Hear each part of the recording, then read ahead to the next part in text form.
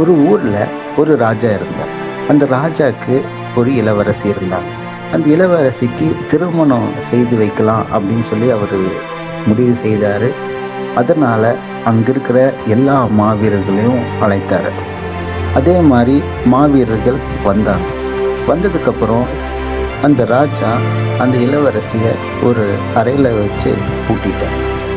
அதுக்கப்புறம் அங்கே வந்த மாவீரர்களை பார்த்து சொல்கிறாரு, யார் அந்த இளவரசியை கதவை திறந்து இளவரசியை அழைத்து வராங்களோ அவங்களுக்கு இளவரசியை திருமணம் செய்து வைப்பேன் அப்படின்னு சொல்லி சொல்கிறார். அங்கே வந்த மொத்த வீரர்கள் 3 மாவீரர்கள். அங்கே வந்த முதல் மாவீரன் தன்னுடைய முழு பலத்தை வைத்து கதவை தள்ளி தள்ளி பார்க்குறாரு. கதவை திறக்கவே முடியல. 2வது மாவீரன் ஒரு பெரிய கட்டை எடுத்து அடித்து பார்க்குறாரு. அப்போவும் கதவை திறக்க முடியல. கடைசியாக வந்த மாவீரன் ராஜாட்ட போய், ராஜா சாவி கொடுங்க அப்படின்னு சொல்லி கேட்குறான். ராஜாவும் சாவி கொடுக்குறாரு.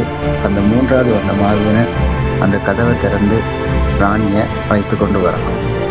அதுக்கப்புறம் ராஜா சொன்னது மாதிரி தன்னுடைய இளவரசியை அந்த 3வது மாவீரனுக்கு திருமணம் செய்து வைக்கிறார். இந்த கதை மூலம் நம்ம தெரிஞ்சுக்க வேண்டிய விஷயம் என்னென்னா, மனிதர்களிடமும் சரி கடலிடமும் சரி கேட்டால் தான் கிடைக்கும், கேட்காம எதுவும் கிடைக்காது. நம்ம ஆண்டவராக இயேசு கிறிஸ்து கூட சொல்கிறாரு, மத்தேயு 7ஆம் அதிகாரம் 7வது வசனத்தில், கேளுங்கள் அப்பொழுது உங்களுக்கு கொடுக்கப்படும்.